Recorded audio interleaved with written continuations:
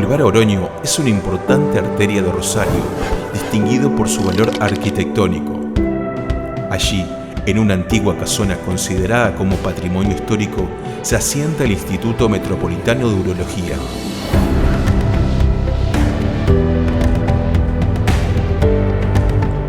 Primer instituto privado de urología multidisciplinario de la región. Hoy, con amplias inversiones en infraestructura y tecnología de alta complejidad, el Instituto Metropolitano se posiciona como un centro médico de excelencia, destacado por la calidez humana, diagnóstico certero, el valor de la ética y la confianza, el profesionalismo médico. Bienvenidos al Instituto Metropolitano. Todas las soluciones urológicas en un solo lugar. Desde la ciudad de Rosario, provincia de Santa Fe, República Argentina, el Instituto Metropolitano de Urología les da la bienvenida a todos los profesionales a participar del Simposio Internacional Uroandrológico Virtual, la salud del varón y los paradigmas del siglo XXI. 30 de junio de 2020, 19, hora argentina.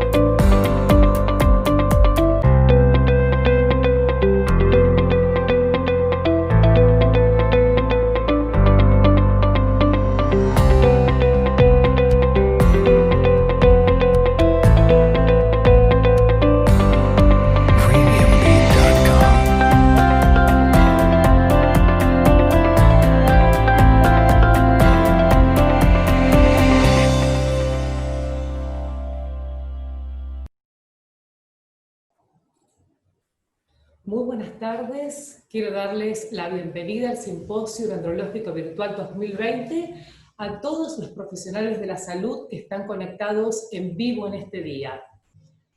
Primeramente quiero dar gracias a Dios por esta oportunidad de este intercambio científico de tan alto nivel que vamos a compartir en esta noche. En nombre del directorio del Instituto Metropolitano, me dieron 5 minutos y no puedo hacer más que esto, así que estos 5 minutos los quiero aprovechar. Nuestro directorio está constituido por nuestra familia. Mi hermano, Martín Pijuan, urólogo y gerente médico del Instituto Metropolitano, mi marido, Martín Piana, urólogo y director del área quirúrgica, y mi hermana, Alejandra Pijuan, Departamento Jurídico y Legales y Ética Médica.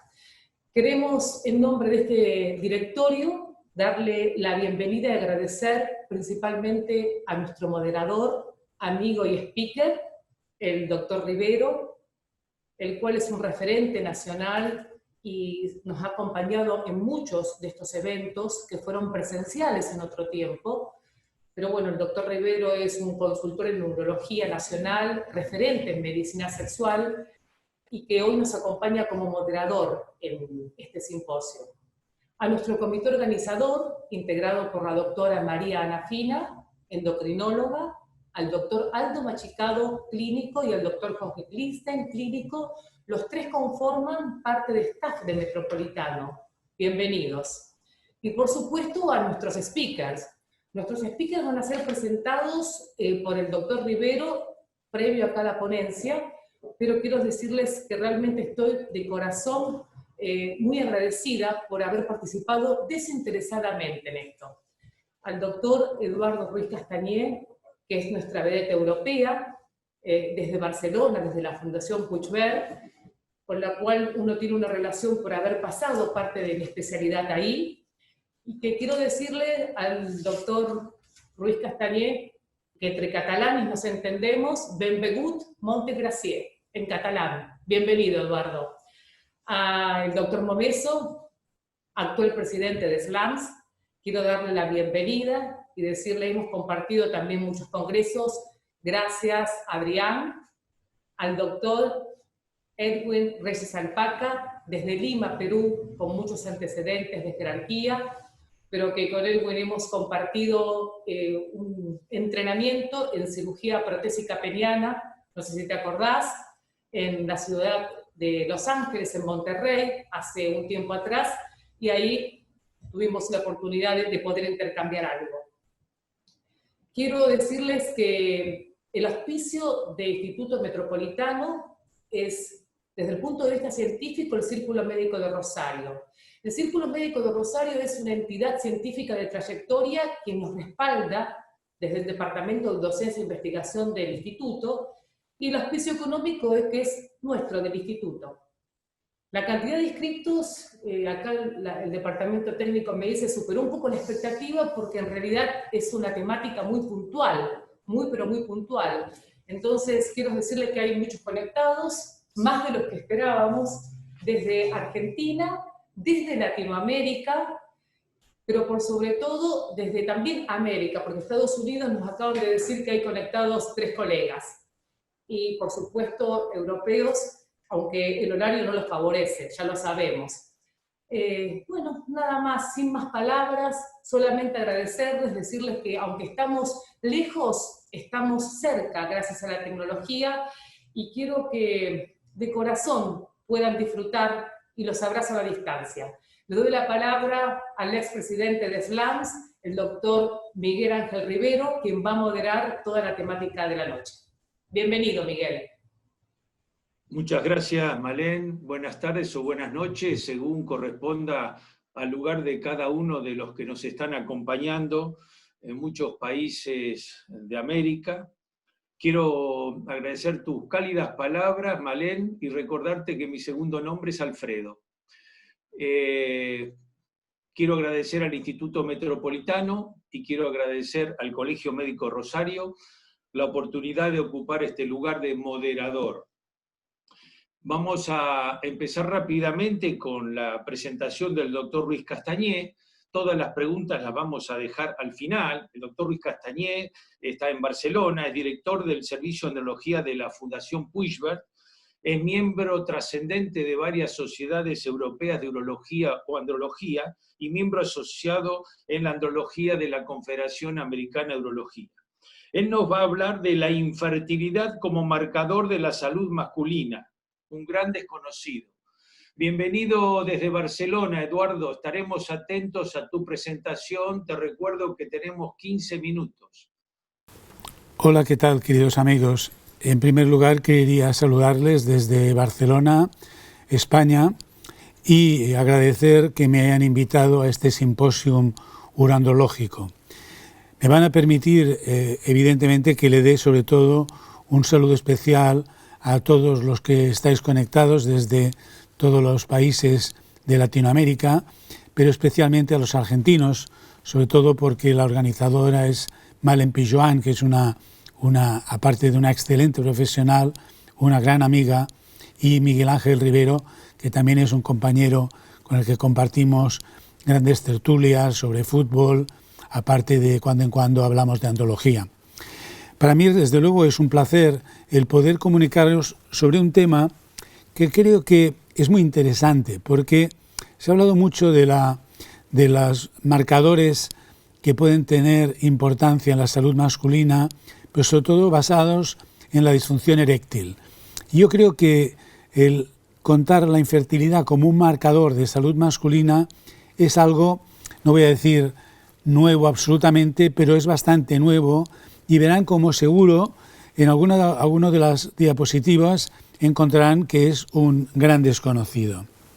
Sabemos que un 15% de las parejas se ven afectadas por infertilidad y que el factor masculino más o menos estaría al 50%, aunque lo que sí que es importante es esta novedad de que bibliografía hay cada vez más que sugiere una asociación entre infertilidad masculina y otras condiciones médicas. Es decir, que al final el hecho de tener una cierta calidad de semen o de ser fértil o no, no solamente tiene importancia de cara a esto, a lo que sería una gestación, sino a otros factores que es importante que conozcan.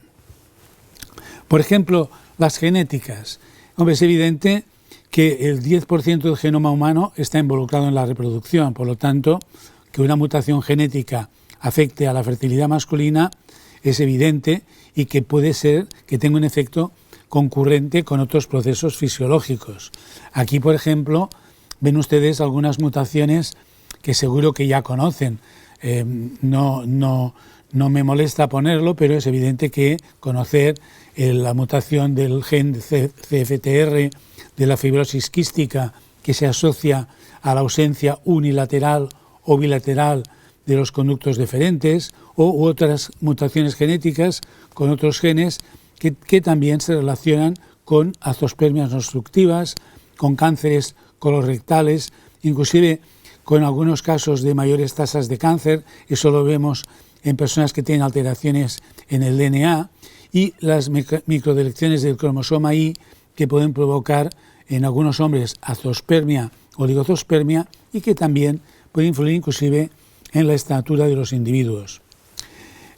Las aneuploidías cromosómicas sexuales son importantes conocerlas, como por ejemplo el síndrome de Klinefelter, y sabemos que estos pueden dar lugar a infertilidad masculina, pero también hay manifestaciones fenotípicas extragonadales del síndrome. Esto es lo importante, saber que una persona puede padecer por una aneuploidía cromosómica sexual un mayor riesgo de una enfermedad cardiovascular, de tener un síndrome metabólico, de tener diabetes mellitus o de padecer algún tipo de cáncer como el de mama masculina y sobre todo, como no, cáncer de pulmón y linfomas no hodgkinianos. Y asociaciones del desarrollo. También sabemos que los orígenes fetales de las manifestaciones de la enfermedad en adultos muchas veces aparecen inclusive en eventos intrauterinos que pueden tener un impacto en el riesgo de que un individuo luego desarrolle enfermedades en la vida adulta. Es decir, que algunas cosas que nos ocurren tienen que ver con nuestro genotipo y con nuestra evolución a nivel fetal. Quería hablaros de algunas asociaciones del desarrollo, como por ejemplo el síndrome de disgenesia testicular, asociado a una mala calidad de semen, pero también algunas lesiones, como puede ser hipospadias, inclusive hipospadias severos, criptorquidias e inclusive como causa de la criptorquidia la aparición de cánceres testiculares. Y se ha descubierto, y cada vez sabemos más de ello, que los niños concebidos mediante fertilización in vitro o ICSI, inyección intracitoplasmática de espermatozoides, tienen tasas más altas también de hipospadias, de criptorquidias, de partos prematuros, de bajo peso al nacer, enfermedades cardiovasculares, diabetes, y que tienen inclusive ya de adultos concentraciones medias de esperma más bajas y recuentos totales más bajos de espermatozoides. Asociaciones del estilo de vida. Se sabe que muchas enfermedades crónicas vienen o están implicadas por el estilo de vida, pues existe una asociación similar entre estos factores y la infertilidad masculina. Este es un poco lo que el mensaje que quiero transmitir con esta presentación. Por ejemplo, como sabemos, la relación inversa entre el índice de masa corporal y la fertilidad. De esta forma, de alguna manera podemos saber cómo los individuos obesos tienen muchas veces más dificultades para fertilizar que los individuos que tienen un índice de masa corporal normal. Por lo tanto, además, sabemos que este IMC está también vinculado a otras enfermedades crónicas. En cuanto a hábitos tóxicos, bueno, pues me van a permitir un poquito, para que todo no sea tan negativo, decir que sabemos que el uso de tabaco y alcohol tiene efectos nocivos muy claros y muy bien establecidos para la salud, pero que no se ha demostrado claramente en la fertilidad. Sobre todo el alcohol es poco claro en los estudios de que un consumo moderado de alcohol se asocie a la mala calidad del semen. No con esto estoy promoviendo el uso del vino, pero también creo que tomado de una forma razonable, pues no parece que sea una de las cosas justamente más peligrosas. Enfermedades oncológicas. Ahí sí que es importante porque cada vez hay más evidencias en apoyo del vínculo entre infertilidad masculina y el riesgo de desarrollar enfermedades neoplásicas. Por ejemplo, sabemos que la baja concentración de esperma, la disminución de la motilidad de los espermatozoides y la peor morfología se asocian independientemente con una mayor incidencia de cáncer testicular, es decir, cualquiera de ellos. Aunque los vínculos mecanicistas entre enfermedad e infertilidad masculina y cáncer testicular necesitan todavía ser más aclarados, sabemos que seguramente hay factores genéticos o epigenéticos, también ambientales, como no, que pueden influir, pero sabemos de alguna forma que hay una relación y que cada vez es más evidente esta relación. Este vínculo entre infertilidad, en cambio, y cáncer de próstata está menos establecido, inclusive hay datos contradictorios, pero de todas formas, datos recientes sugieren que la infertilidad masculina sirve no solo como un biomarcador para la salud de un hombre en particular, sino como un marcador de riesgo oncológico para los miembros de la familia del hombre afectado. Es decir, que hay seguramente una transmisión genética de algunas predisposiciones hacia el cáncer, cosa que ya sabíamos. También sabemos que las enfermedades oncológicas van apareciendo a lo largo de la vida y que, lógicamente, no es esperable por el hecho de que haya una mala calidad del semen que uno vaya a tener un cáncer de próstata a los 40 años, pero sí sabemos que aumenta el cáncer de testículo, el cáncer de tiroides, el cáncer de próstata, el melanoma, a sus propias edades, como se ve en esta flecha, y siempre muchas veces vinculada a esta mala calidad seminal. También las enfermedades cardiovasculares. Se ha sugerido una asociación entre infertilidad masculina y enfermedad cardiovascular. Se ha encontrado que los hombres, inclusive con varicoceles, tienen una mayor incidencia de enfermedades del corazón. Es decir, algo tan simple como el varicocele, y que en muchas consultas de urólogos o de inclusive de otros especialistas que no se dedican a la andrología, muchas veces no le dan mayor importancia y se ha relacionado el varicocele con enfermedades de tipo cardiológico. Y los hombres diagnosticados con infertilidad por factor masculino tenían un mayor riesgo de desarrollar inclusive cardiopatías isquémicas en comparación con hombres que simplemente se habían sometido a pruebas de fertilidad sin ningún problema. Sabemos también que los hombres hipertensos tienen un volumen seminal con recuento de espermatozoides y una motilidad espermática más baja en comparación con los hombres sin el diagnóstico de hipertensión, aunque sabemos que los antihipertensivos pueden alterar algún parámetro y puede dar un poco de confusión, pero también, por tanto, una vez más, la hipertensión arterial puede tener influencia clara en la calidad del semen, y la calidad del semen tener quizá o ser una de las causas de hipertensión arterial. Otras enfermedades crónicas, bueno, pues fíjese, importantísimo, la concentración de lípidos puede afectar negativamente los parámetros del semen, porque sabemos que los niveles séricos altos de colesterol total y de fosfolípidos se asocian con una peor morfología de los espermatozoides, y que en hombres con diabetes mellitus tipo 2 hay un aumento de la prevalencia de infertilidad, así como mayor riesgo de diabetes incidencia entre aquellos diagnosticados con infertilidad por factor masculino, es decir, que se produce el efecto en los dos sentidos. Ojo con el colesterol, ojo con el azúcar. Y enfermedades crónicas, enfermedades autoinmunes, se ha relacionado claramente, y cada vez hay más trabajos que relacionan infertilidad masculina y enfermedades autoinmunes, la artritis reumatoide, la psoriasis, la esclerosis múltiple, la enfermedad de Graves, la tiroiditis autoinmune. Este mecanismo de asociación propuesta entre infertilidad y autoinmunidad todavía no está muy claro, pero parecería que los andrógenos pueden desempeñar un papel protector contra la autoinmunidad y se puede ver comprometida en los procesos, sobre todo, de hipogonadismo.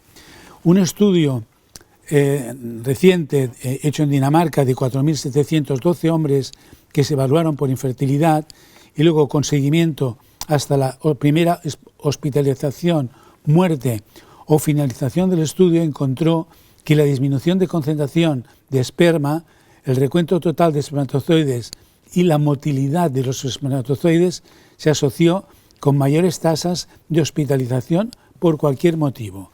Es decir, que la calidad del semen es un marcador claro de salud general. No lo veamos solamente como un problema testicular.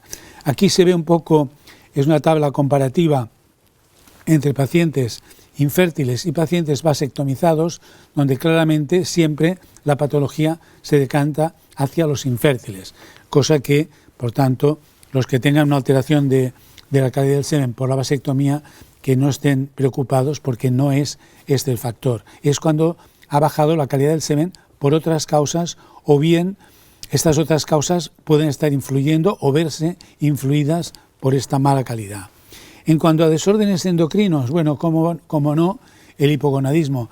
El hipogonadismo en todas sus condiciones, con niveles de testosterona normales o bajos, con FSH normal o baja, con LH o con prolactina también normal o alta, y cómo pueden desarrollarse a través inclusive de tumores de la pituitaria. Por lo tanto, el hipogonadismo sería uno de los marcadores.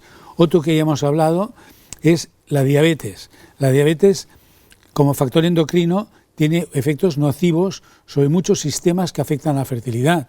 Por ejemplo, los diabéticos tienen eyaculación retrógrada muchas veces y disfunción eréctil. Y aunque no hay una evidencia clara de que la diabetes afecte a la esteroidogénesis testicular, sí que hay cierta convicción de que se ve afectada negativamente. Hay también diferencias en el número, en el volumen, movilidad, motilidad, velocidad y viabilidad de los espermatozoides. Se afecta a todos los niveles. Y los pacientes con neuropatía diabética, es decir, ya diabéticos avanzados, disminuyen el volumen seminal, el recuento de espermatozoides en comparación con los pacientes sin neuropatía. El tiroides, el hipertiroidismo o la tirotoxicosis también, que es bastante común, puede provocar un aumento de la libido y una disminución de la fertilidad en ambos sexos, mientras que el hipotiroidismo en los hombres puede causar lo contrario, disminución de la libido, impotencia y oligozospermia. Es decir, que en los dos casos las afectaciones del tiroides son negativas. Y quería llegar a esta parte final, quizá un poco dramática, pero creo que es un tema muy como para tomar en serio y para que sea motivador para todos ustedes que estén escuchando esta charla, que entiendan que lo que yo quiero transmitir es la importancia que tiene el semen, no solo como una forma de valorar la capacidad fecundante de un individuo, sino que inclusive se ha asociado la infertilidad masculina y las enfermedades crónicas a ver si podía tener un posible vínculo con ello y la mortalidad. Y fíjense que se hizo un estudio en Alemania con 600 hombres en 35 años y no se logró establecer ninguna relación entre calidad de semen y mortalidad. Ahí podíamos estar tranquilos. Pero en cambio, Jensen evaluó una cohorte de 43.000 hombres en Dinamarca, mucho más grande ya, y descubrió que la mortalidad disminuía a medida que aumentaba la concentración de esperma. Es decir, que cuanto mejor era el semen, menos era la mortalidad. Y en Estados Unidos, inclusive en una serie, pero realmente también importante, de casi 12.000 casos de hombres evaluados por infertilidad, se demostró que los hombres con parámetros de semen deteriorados tenían tasas de mortalidad significativamente más altas en comparación con los hombres con parámetros de semen normales. Se llegó a afirmar que los hombres con 2 o más parámetros de semen anormales tenían 2.3 veces más riesgos de muerte. Yo he querido hacer un resumen global de que entiendan que creo que es un concepto, si no absolutamente nuevo, sí suficientemente importante para que en el futuro y en las próximas reuniones y simposiums hablemos de esta relación entre las enfermedades de todo tipo y la calidad del semen. Parecería que cada vez más, sobre todo en los servicios o en las unidades de reproducción asistida, solo se da valor a que haya o no haya espermatozoides y no se valora al hombre de forma global, cosa que es imposible de entender para un urólogo o para un andrólogo. ¿Por qué? Como conclusión, creo la calidad del semen y la fertilidad masculina pueden ser biomarcadores fundamentales de la salud general, igual que lo hemos estado diciendo durante muchos años de la disfunción eréctil, que la calidad del semen puede servir como una señal para el desarrollo de comorbilidades y de mortalidad inclusive, y que la infertilidad masculina se asocia con un mayor riesgo de enfermedades prevalentes de tipo oncológico, cardiovascular, metabólico y autoinmune. Vamos, yo no sé lo que ustedes piensan, pero a mí todo esto me ha convencido y me ha dado mucho que pensar.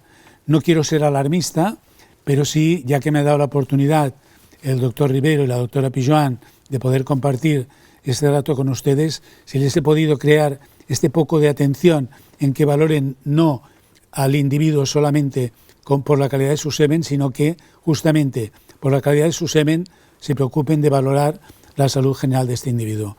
Muchas gracias, amigos sudamericanos, y sobre todo refiero especialmente a mis amigos argentinos. Aquí me he atrevido a ponerme en mitad de vuestra bandera porque realmente, aparte que es una bandera preciosa, sois uno de mis mejores amigos y la verdad que siempre que estoy ahí me siento como en casa y espero que las próximas reuniones las podamos hacer presenciales.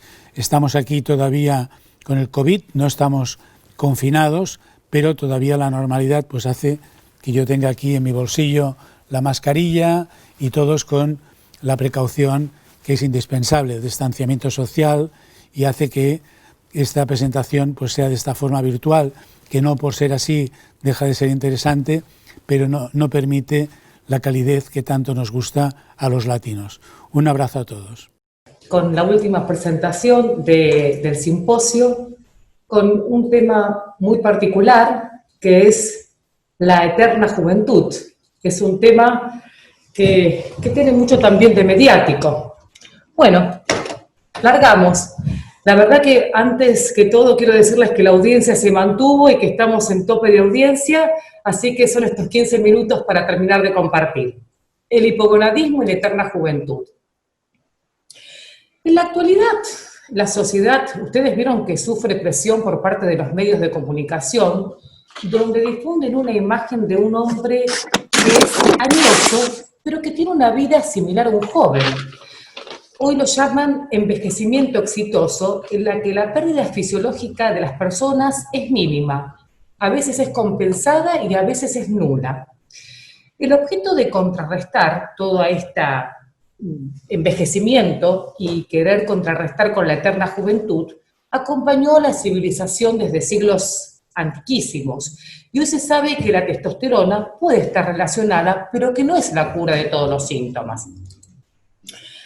La humanidad quiere vivir más, la ciencia contribuye para que esto suceda, y hoy hay nuevas drogas en genética y hacen que las sociedades sean más longevas, por lo que quieren vivir más de un siglo. Fíjense qué interesante en esta revista, en la revista Time, donde dice que un niño en Estados Unidos puede vivir 142 años. Y si vamos a esto, fíjense este detalle. Hoy los multimillonarios tecnológicos no aceptan la mortalidad y fíjense esta frase, y esperan algún día curar la muerte. Es un poco estremecedor, pero se sabe que hoy Silicon Valley acompaña sueños de longevidad. Peter Thiel, cofundador de PayPal, Sergey Brin, cofundador de Google, junto con Larry Page, que son los dos cofundadores de Google, y que tienen un impacto desde el punto de vista económico, y que su fortuna la están invirtiendo en parte que tengan que ver con la longevidad. Fíjense esto. Calico fue creada en el 2013 con una inversión de 1,300 millones de dólares en respuesta a que Google, con Calico, que es un acrónimo del inglés California Life Company, quieren algún día contrarrestar el envejecimiento. Y esta es una sigilosa empresa que quiere extenderse por muchos años para mejorar la eterna juventud. Y esto es real porque Calico es una empresa que empezó en el 2013, que aún persiste, que ahora no se habla más, porque 2 de sus científicos murieron, pero que tienen el desafío de contrarrestar las enfermedades asociadas con la vejez, y tienen una importante inversión para esto. Lo cierto es que hay un tremendo potencial, yo le puse acá, en mejorar de manera general la vida de las personas. Hay un desarrollo en la ingeniería genética, hay un desarrollo en la medicina regenerativa, en la nanoterapia, en la inteligencia artificial, que fomentan que cada vez sean más optimistas en proliferar a la eterna juventud. Y fíjense, esta es una imagen de la muerte perfeccionada en la parca, en el arte medieval, donde hay un libro muy interesante que dice que cada problema técnico tiene una solución técnica. Y cuando hablan de cada problema técnico, hablan de cada problema técnico en la salud. Un problema cardiovascular necesita una solución técnica para esto. Un problema bacteriano tiene una solución técnica. De manera que si fuese de esta manera, uno podría correr de atrás a la longevidad. Pero yo creo que no hay que ser tan expectantes en esto, sino saber que la proyección de la expectativa de vida para el 2050 ha cambiado y que, si se fijan en el primer slide, a ver si puedo mostrarlo aquí, en el primer histograma, fíjense que para el año 2050 se estima que los mayores de 60 años representarán el 25,3% de la población total, siendo el grupo que mantiene un crecimiento fuerte y sostenido en detrimento del grupo etario de niños, fíjense, de 0 a 14 años, quienes superarán esto a partir del año 2035. Y si vamos al segundo histograma, fíjense que es una comparación de los años con la edad, y en América Latina, particularmente en Argentina, en el 2055, la expectativa de vida supera los 80 años. Ahora, la edad biológica es la edad cronológica. Hoy la cosmética hace que todos nos veamos bárbaros y que el hombre se vea bárbaro. Lo cierto es que esa edad biológica, esa edad aparente, no siempre es la edad cronológica de las personas. Y sin ir más lejos, el Premio Nobel de Medicina del 2017, el Premio Nobel en realidad de Fisiología, de Jeffrey Hall, de Michael Rosman y de Michael Young, ellos hablaron sobre este tema. Hablaron del reloj biológico de las personas. Es súper interesante lo que ellos investigaron, sobre todo de los mecanismos moleculares. Y no alcancé a agregarlo en el slide, que ayer salió en un diario argentino de representación, nació Cómo vencer esto del envejecimiento, con otro premio Nobel de la australiana en el 2009, que no alcancé a publicarlo acá en el slide, y que habla de los telómetros que tienen que ver con el envejecimiento. Lo cierto es que el proceso de envejecimiento sigue siendo el desafío, hay mecanismos morfológicos, fisiológicos involucrados que juegan un papel importante en lo que llamamos senescencia, que es el daño acumulativo y las alteraciones vasculares, el daño endotelial particularmente. Pero ¿qué pasa? Hay un cambio de paradigma. Hay un cambio de paradigmas porque las sociedades que se están viniendo, los grupos etarios, tienen factores de riesgos completamente diferentes a sociedades anteriores por el solo hecho de tener un diferente estilo de vida, una diferente alimentación, una diferencia en lo que es el deporte, el sedentarismo, la obesidad, y hace que nosotros tengamos que ver de otra manera estas sociedades.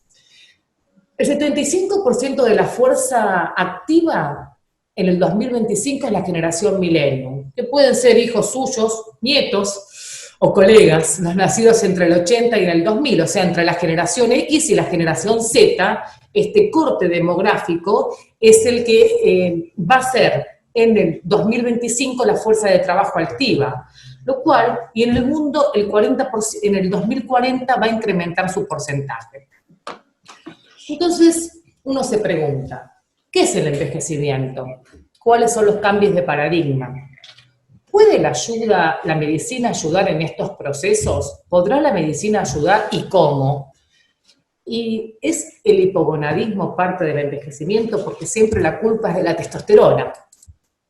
Entonces aparece el hipogonadismo o hipogonadismo de comienzo tardío o DAEM o déficit de testosterona como un síndrome clínico y bioquímico asociado a la disminución progresiva de la testosterona con la edad. Clínico porque tiene una sintomatología que el paciente lo refiere, y bioquímico porque incluye un perfil hormonal con una medición de testosterona total o calculada, o testosterona biodisponible, que va a estar por debajo de los rangos normales. Los niveles de testosterona plasmáticas disminuyen con el correr de los años, calculándose que, fíjense este detalle, un 38,7% de los hombres mayores de 40 años tienen síntomas a veces que tengan que ver con la deficiencia de testosterona en el adulto mayor. Sin embargo, esto tiene que ver con la edad. Fíjense, 12% a los 50 años, 19% a partir de los 60 años, 28% a partir de los 70 años y 49% en mayores de 80 años. Acá me estoy refiriendo pura y exclusivamente al diagnóstico clínico, al paciente sintomático. Pero el diagnóstico bioquímico, o sea, cuando yo tengo un dosaje de testosterona por debajo de los rangos normales, sea con la calculada, o sea, con la ecuación, o como ustedes lo tengan que pesquisar, vamos a ver que el hipogonadismo de comienzo tardío bioquímico se presenta, hay variabilidad en la literatura, esto según Morales, en un 7% en hombres entre 40 y 60 años, en un 20% en varones entre 60 y 80 años, y en un 35% en mayores de 80 años. Lo cierto es que la testosterona en los varones responde a un ritmo circadiano. Me da risa cuando veo esta gráfica, fíjense que la abscisa es el tiempo, bueno, y en la ordenada de los valores de testosterona, pero si dice en este gráfico que si la testosterona debe ser medida entre 8 y 11 de la mañana según el ritmo circadiano de secreción, pero fundamentalmente en menores de 45 años, lo dice, porque en mayores de 45 no es tan necesario, y toma como mayores de 45 como hombres de edad. Lo cierto es que la testosterona no es universal a diferencia de las mujeres, no es abrupta, es pendiente, muchas veces es de suave declinación. El cuadro clínico puede ser mal definido y se confunde con manifestaciones del envejecimiento. ¿Cómo se presenta el paciente? No es este simposio no es para hablar de toda la clínica, porque tendríamos que estar toda la noche, pero sabemos que estos pacientes fundamentalmente se presentan con dos cosas por lo menos que le llegan al urólogo. El primero, disminución de la erección y disminución de la libido, con erecciones nocturnas o matinales espontáneas que no se presentan de esta manera. Y después, hoy lo vemos, a veces le echamos la culpa muchas veces a este encierro que estamos viviendo, pero la otra forma en que el paciente se presenta es muchas veces con esa dificultad cognitiva de concentración, ansiedad, irritabilidad, insomnio. Son los dos parámetros que a veces le pueden llegar al especialista en neurociencias o al urólogo. Y cuando nos llegan, acá las cosas se empiezan a confundir, porque son pacientes que tienen una determinada edad, que pueden tener disfunción eréctil y que tienen disminución de la libido. Fíjense en de Lewis Morales, en el 2004, es un trabajo viejo, pero muy interesante, donde ya se habla que la erección o la disfunción eréctil completa es mucho mayor en pacientes, fíjense, de 70 años, alcanzando un 67%.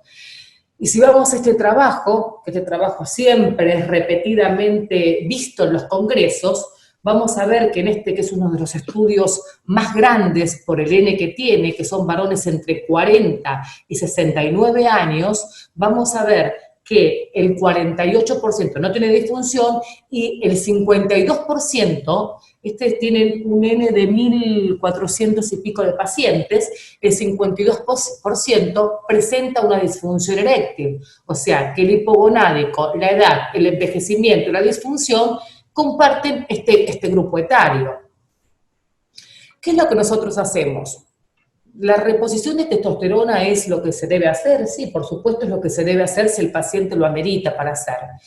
Y la reposición con testosterona en la práctica va en aumento en forma mundial, inclusive fíjense este detalle, 1,8 millones de recetas de testosterona en el 2008 en Estados Unidos y 2,3 millones en el 2018, lo cual es un N importante. ¿Y cómo fue evolucionando la testosterona? En el año 40 los implantes, el inyectable, el oral, los sistemas transdérmicos, el gel y el inyectable con el undecaneato de testosterona. El gel de testosterona, todos tienen ventajas y desventajas, es como la ley de la frazada, porque quiero hacer esto muy práctico. El gel de testosterona es de aplicación diaria, en hombro y abdomen, evitar siempre el pecho, y tiene, fíjense, concentraciones fisiológicas, diríamos, más estables, con la particularidad de la transferencia intrapersonal y la aplicación diaria, que a veces es un poco engorroso para el paciente. La vía intramuscular con el enantato de testosterona era una aplicación 14 a 28 días con una vida media de 4,5. Es un poco más barato, pero tiene picos suprafisiológicos e infrafisiológicos. Y el undecaneato de testosterona, que es una aplicación que se hace prácticamente entre 10 y 12 semanas, donde logra un equilibrio cinético, si ustedes quieren ver, son 1000 miligramos, un equilibrio cinético en cuanto por su vida media también, que es de 34 días, hace que a veces, y que sea inyectable, y que lo veamos al paciente cuanto mucho 4 o alguna vez más al año, hace que uno lo pueda tener como elección. Igual eso depende de cada uno de los profesionales.